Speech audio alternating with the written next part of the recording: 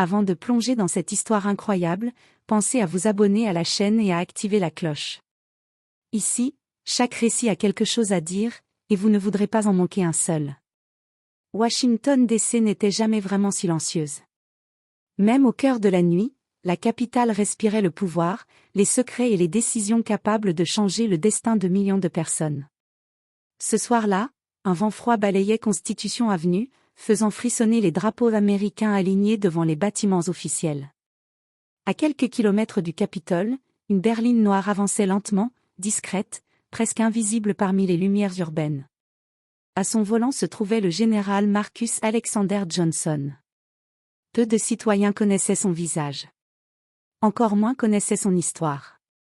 Fils d'un ancien mécanicien du Mississippi et d'une institutrice, Marcus Johnson avait grandi dans un pays qui lui répétait, souvent sans le dire, qu'il devait travailler 2 fois plus pour être considéré comme la moitié d'un homme. Pourtant, contre toute attente, il était devenu l'un des plus hauts gradés de l'armée américaine. Décoré. Respecté. Craint dans les cercles stratégiques.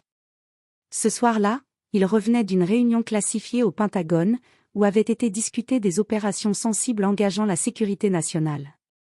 Des décisions lourdes, prises dans le silence feutré des salles de commandement. Marcus était fatigué, mais son esprit restait lucide. Des années de service lui avaient appris à toujours rester alerte. Soudain, des gyrophares bleus et rouges déchirèrent l'obscurité. Le général fronça légèrement les sourcils.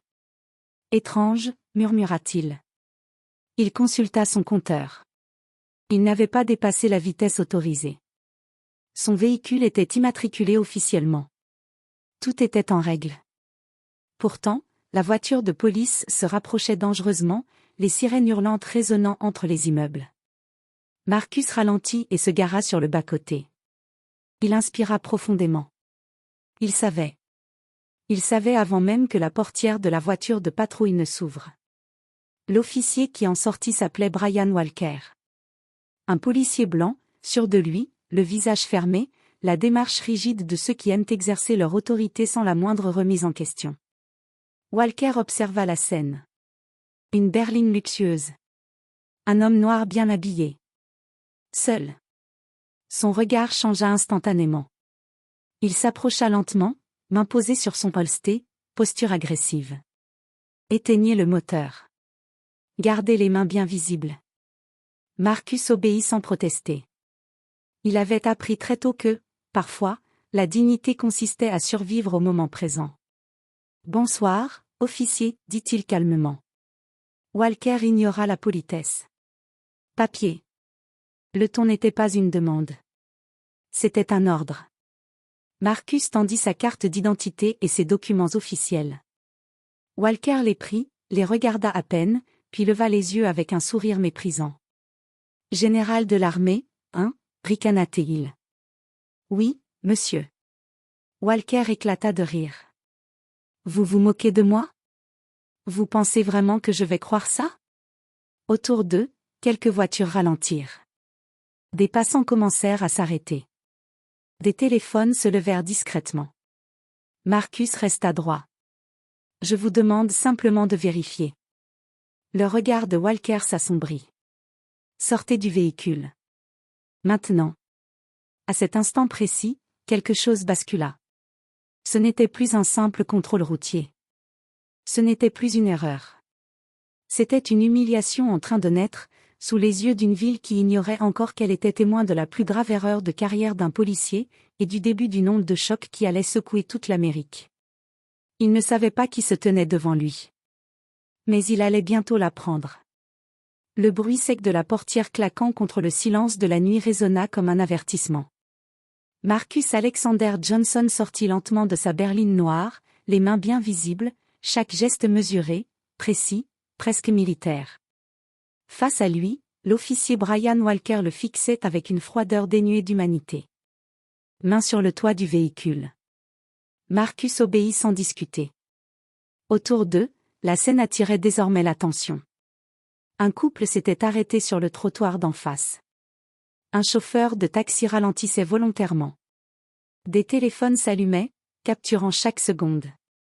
Walker fit un pas de plus, réduisant l'espace, cherchant la domination. Vous savez pourquoi je vous ai arrêté? Marcus inspira calmement. Non, officier. Walker sourit, un sourire sans joie. Moi non plus. Mais je vais le trouver. Il se mit à fouiller Marcus avec brutalité, sans ménagement, tapotant ses poches, tirant sur son manteau. Marcus serra les dents mais resta silencieux. Ce n'était pas la première fois. Mais chaque fois faisait mal. Walker tira finalement un portefeuille de la poche intérieure du manteau et en sortit une carte plastifiée. Son regard s'arrêta sur l'insigne doré. United States Army. Général Marcus A. Johnson. Un bref instant, un doute traversa ses yeux. Mais il le balaya aussitôt. Un faux badge. Classique. Marcus tourna légèrement la tête. C'est un document officiel. Vous pouvez appeler le Pentagone. Walker éclata de rire, fort, volontairement. Écoutez-moi bien. Vous pensez vraiment qu'un général roule seul à cette heure-ci sans escorte? Marcus répondit d'une voix ferme, sans élever le ton. Je n'en ai pas besoin. Cette phrase fut l'erreur. Walker recula brusquement, la main se crispant sur son arme. Vous commencez à m'énerver. Il attrapa les poignets de Marcus et les tordit derrière son dos. Les menottes claquèrent. Un murmure indigné s'éleva dans la foule. Il n'a rien fait. Pourquoi vous l'arrêtez? Walker se retourna violemment. Circulez. Marcus sentit le métal froid se refermer sur ses poignets. Une douleur sourde remonta le long de ses bras, mais son visage resta impassible. Il fixa l'horizon, droit, digne. Dans sa tête, les souvenirs défilaient. Les terrains d'entraînement. Les soldats tombés sous son commandement. Les discours sur l'honneur et la justice. Et pourtant, ici, sur une simple avenue, tout cela semblait ne rien valoir.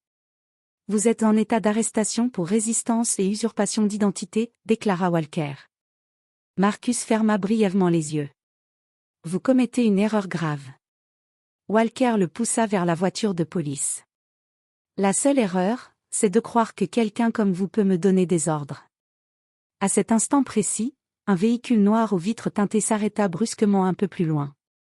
À l'intérieur, un homme observait la scène, téléphone à la main, visage livide.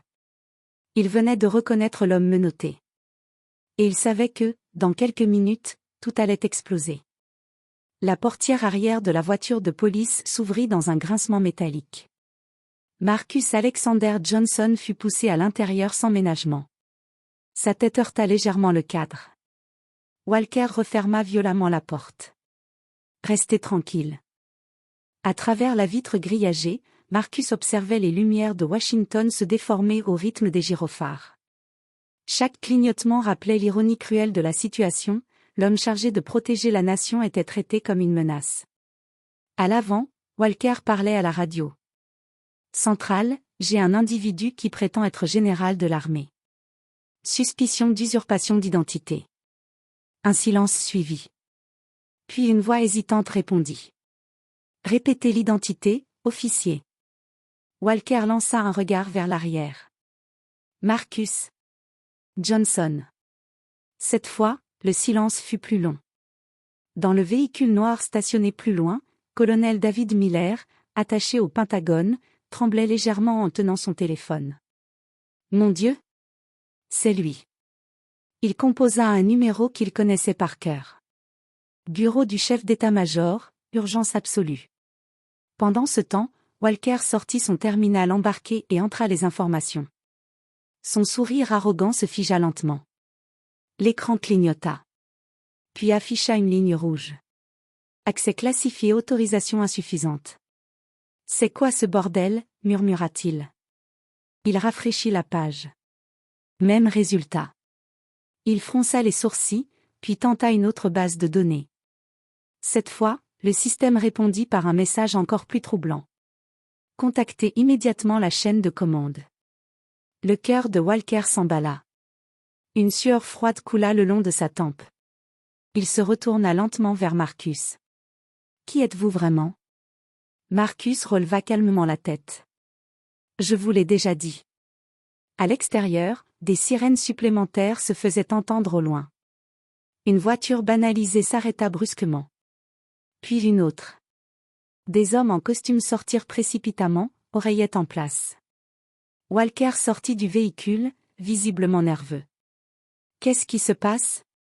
Un homme grand, aux cheveux gris, s'approcha. Son regard était glacial. « Libérez-le.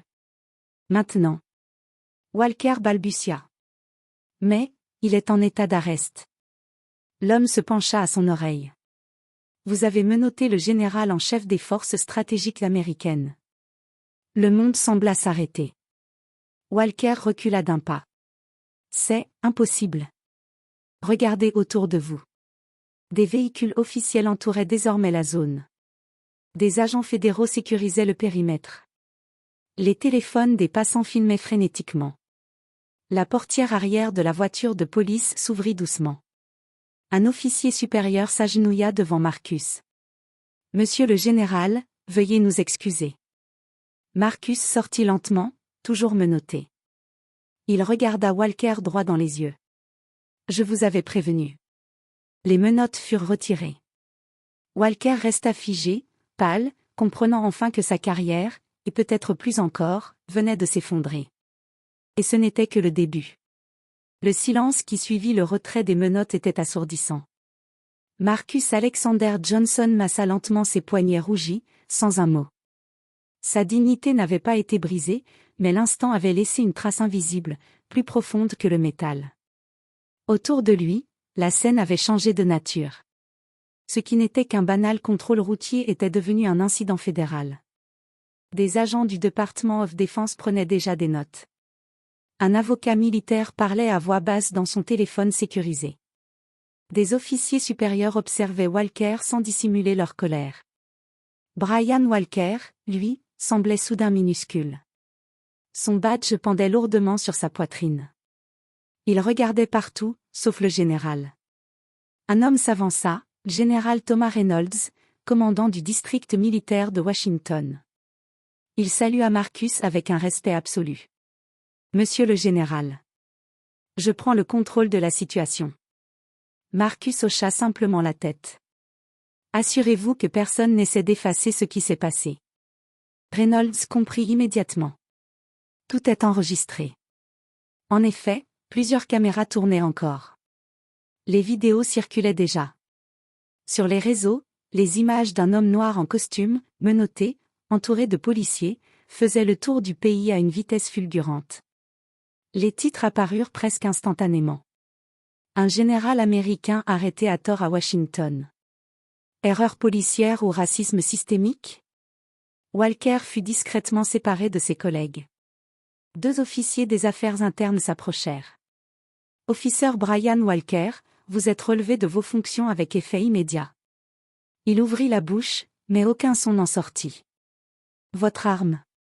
Votre badge. » Il obéit mécaniquement.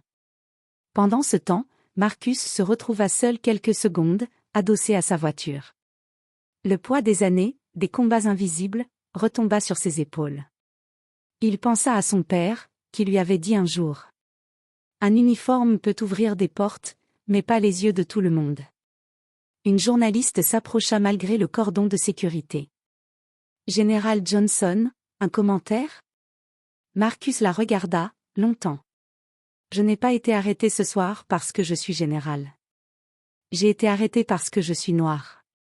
Ces mots, simples et calmes, résonnèrent comme une détonation. Ils furent repris partout. À l'aube, une conférence de presse exceptionnelle fut annoncée au Pentagone. Et dans l'ombre, des responsables politiques comprenaient que cette affaire allait forcer l'Amérique à se regarder en face. Pour Brian Walker, la nuit ne faisait que commencer. Pour Marcus Johnson, le combat prenait une nouvelle forme. Le soleil se levait lentement sur Washington DC, mais la ville semblait différente. Plus lourde. Plus consciente. Au Pentagone, une salle de conférence exceptionnelle avait été préparée. Drapeaux alignés, caméras braquées, silence tendu. Des journalistes venus du monde entier attendaient l'homme dont le visage avait envahi les écrans en quelques heures. Quand le général Marcus Alexander Johnson entra, la salle se leva instinctivement. Il portait son uniforme complet cette fois. Décoration visible. Étoile brillante. Impossible d'ignorer ce qu'il représentait. Il s'approcha du pupitre. Hier soir, j'ai été arrêté. Un murmure parcourut la salle. Pas parce que j'ai enfreint la loi. Pas parce que je représentais une menace. Mais parce que, dans l'esprit d'un homme, ma couleur de peau ne correspondait pas à mon statut. Il marqua une pause. Je ne suis pas ici pour me plaindre. Je suis ici pour dire que ce qui m'est arrivé arrive chaque jour à des citoyens sans uniforme, sans caméra, sans pouvoir.